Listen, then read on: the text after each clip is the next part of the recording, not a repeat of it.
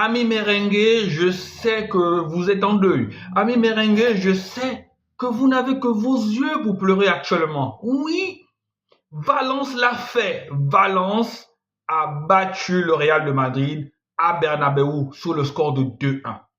Ami merengue, bye bye. Bye bye la Liga, ami merengue.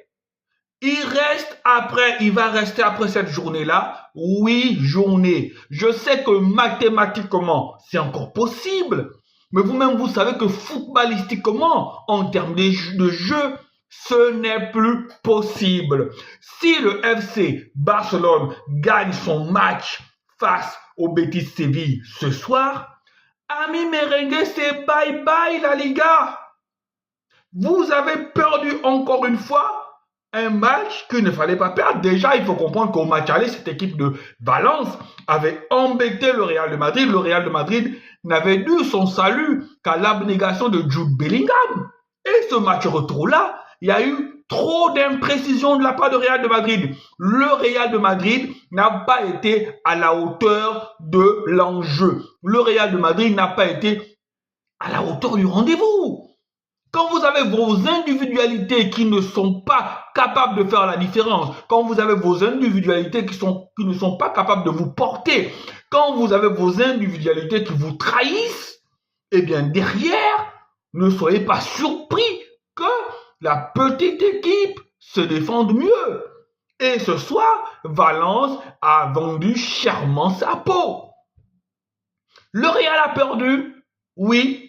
Le Real a perdu, ami merengue. Ce soir, je vous le dis, vous avez dit bye bye à la Liga. Le premier trophée, vous l'avez perdu ce soir. Parce que comme je le dis, si mathématiquement c'est encore possible, parce que 28 journées, 3 fois 8, ça fait 24, c'est encore possible de prendre 24 points, puis de... Mais les gars, moi je ne vois pas mon FC Barcelone perdre 8 matchs.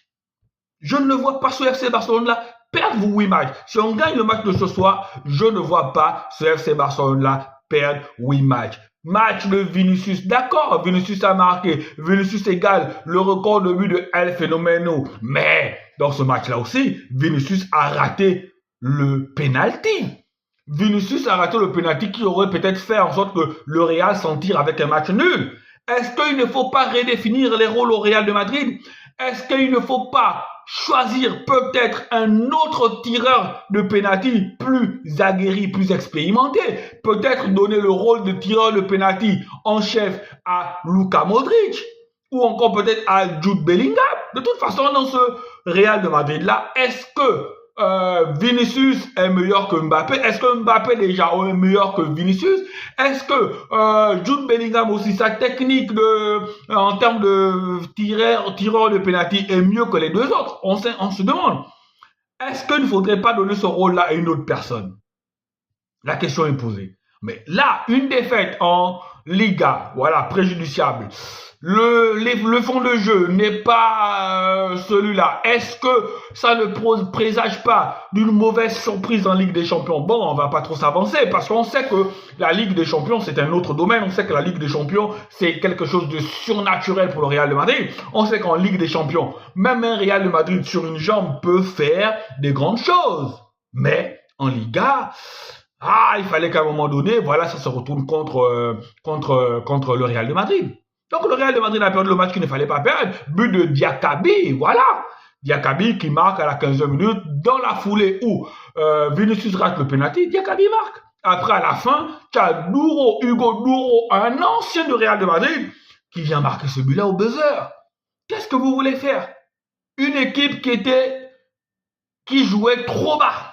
La défense, quand tu mets en défense, Tchouaméni, ouais, attends, bon, bref. Le Real de Madrid a perdu. Amis barcelonais, c'est la principale information de la journée. Amis barcelonais, on se réjouit parce que quand le Real de Madrid perd, nous, ça nous fait quoi? Ça nous fait du baume au cœur. Et on espère ce soir que notre équipe va prendre les 3 points. On espère ce soir que notre équipe va se rapprocher encore un peu plus de cette Liga-là qui, normalement, ne devrait pas nous échapper. Je vous l'ai dit, amis barcelonais. Amis barcelonais, on a une équipe cette année pour faire le triplé. Même si peut-être Hansi Flick dit qu'il ne faut pas trop y penser, mais je crois fermement que notre équipe, cette année, peut faire encore un triplé. C'est possible. Allez, amis barcelonais, on se retrouve tous à 21h pour suivre le match entre le Barça et le Betis Séville. Ce match-là va être difficile. Pourquoi? Parce que le Betis Séville joue les places européennes. Et comme je l'ai dit dans l'une de mes vidéos précédentes, à chaque fois qu'on va jouer les équipes qui joueront le maintien et les équipes qui joueront les places qualificatives pour l'Europe, ça va être compliqué. Donc on espère que le FC Barcelone pourra tirer son épingle du jeu, que le FC Barcelone pourra maîtriser les velléités de cette équipe de Betis Séville. Allez, ciao ciao.